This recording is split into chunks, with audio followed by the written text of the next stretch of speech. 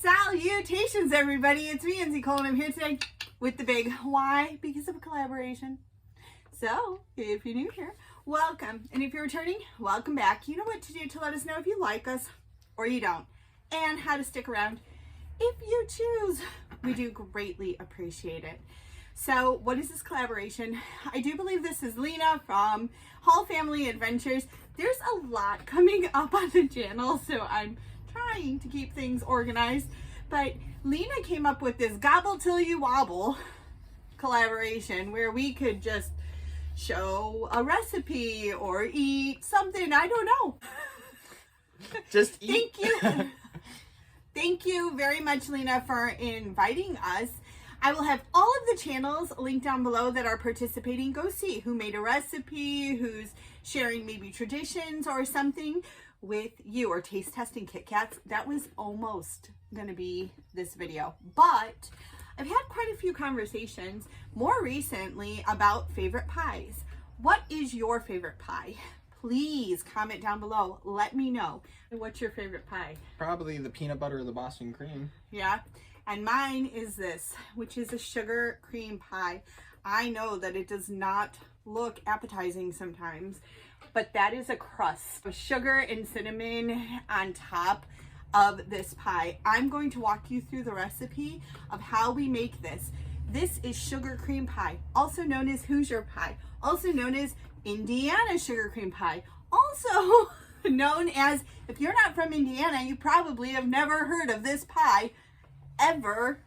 Hosier pie. You're welcome.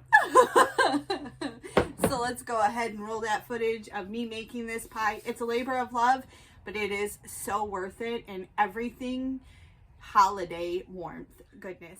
And we'll meet you back.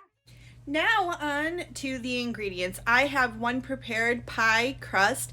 This is a gluten-free. I baked it at 325 for 8 to 10 minutes. This is just so it's not quite burnt or anything, and I have the ramekins that I will be utilizing too because I love this pie so much. But you utilize whatever pie crust works for you, whether it's homemade or store-bought. I suggest a shortbread. It really goes over well with the family. Now onto the other ingredients. You need 8 tablespoons of butter. Please use salted real butter. It works the best with the flavoring. I have melted 4 tablespoons of it and have the other 4 that I will melt down later on.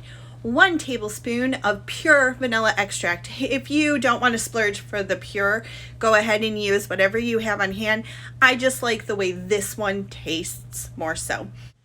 4 tablespoons of cornstarch will be needed. Also, 3/4 cup of sugar. I use the cane sugar instead of granulated sugar, but that's a personal preference on my behalf. Next, we have a 1/2 cup of cinnamon and sugar. I again use the cane sugar and a cinnamon mixture, but I like mine to be extra spicy, so I add 1/8 teaspoon of cinnamon and then 1/4 teaspoon of clove. Clove is one of my favorite flavors, and I just think it takes this up another notch. And then last but not least, you will need heavy whipping cream. I like to make sure I shake mine to incorporate everything, and you will need 2 and 1/4 cup of the heavy whipping cream. So grab the big bottle. It's easier. And now let's start the process. 4 tablespoons of melted butter in a saucepan and 2 and 1/4 cup of heavy whipping cream added to that. I will start the burner for a medium to high heat and then mix the dry ingredients separately. We have the cornstarch and the sugar. That is all that is going into the base of this pie right now. Mix that up so it's not too clumpy, and then add that to your butter mixture on the stove. And now it's time to put on your favorite YouTube channel, listen to some music, maybe my personal favorite, an audiobook, and get to stirring. You have to stir this a lot. Just keep stirring, just keep stirring. What do? You stir, stir, stir, and stir some more, and stir some more. You're waiting for this mixture to come to a boil, but you cannot leave it still for even a slight minute, or the custard in itself will not set right.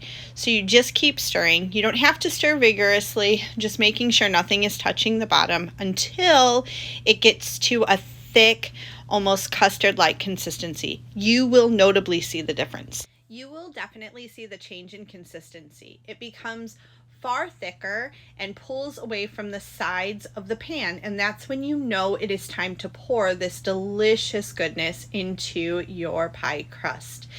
And I'm adding some of it into the ramekins, mainly for the taste test of this video, so you could see our reaction, because I didn't want to cut into the pie before Thanksgiving. And once you have all of the custard inside your pie dish, try to level it out the best of your ability. And now it's time for the topping, which means 4 tablespoons of the salted butter go into the saucepan to melt down again. And once that butter is completely melted, we are going to take it over to the beautiful custard pies, and we're going to pour it on top. It took a little trying to get some of the butter in the ramekin, and unfortunately I didn't level out my pie enough, but it will be delicious none the same. Once that butter is coating it, it is time for the cinnamon and sugar mixture, and of course I had to mix up my extra clove and cinnamon onto this, and you pour a generous amount. This is a half a cup, and it is meant to go on top. Once I get it on, I spread it out just slightly without breaking the top of the custard, just so it's coated. And then it goes into a 325-degree oven for 25 minutes. After those 25 minutes, you put it in the broiler for 1 to 2 minutes just to get the crust. And here we go. I hope you enjoyed and that you create this. Well, please let me know if you're going to try that. It is worth a go. Utilize the crust you like. Don't put in the clove if you don't want to. I always put clove on mine. So I have the ramekin with the pie crust, and it's like a brulee top. Like, you're ready. You can hear it crunchy. I'm gonna try. I don't know how well the crust is, but I'm gonna give him a bite. I got like no crush. It's good though. Tastes like pudding. I want a piece with the crust. I literally got no crust. Oh my gosh. There we go. It's like holidays. That gluten-free crust actually ended up being Really good. really good. Last year's was bad.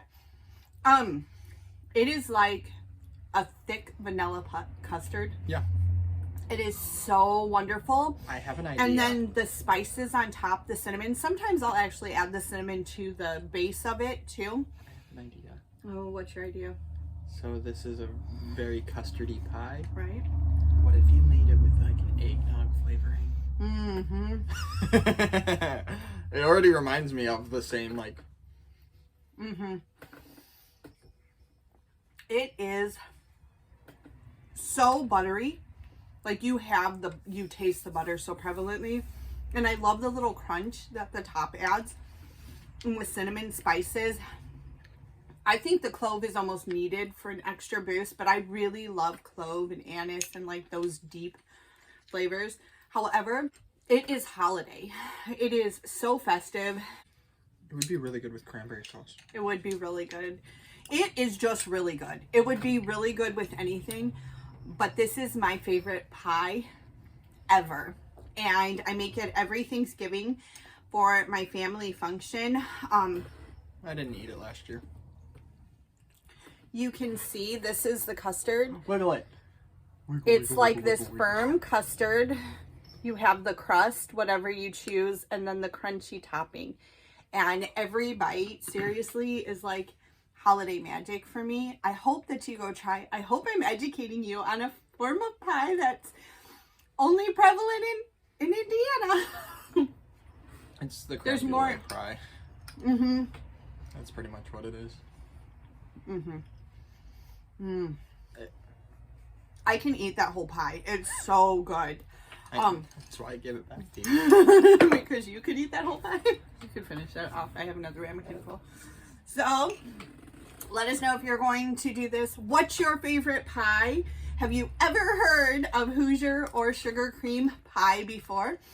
And I hope that whatever you're doing, your bellies are full. You are happily celebrating with those around you and remembering all of the special people who left an empty chair too. And that your Thanksgiving is nothing but wonderful. And if you don't celebrate Thanksgiving, I hope that you have a wonderful day and a great, big, beautiful tomorrow. Bye-bye.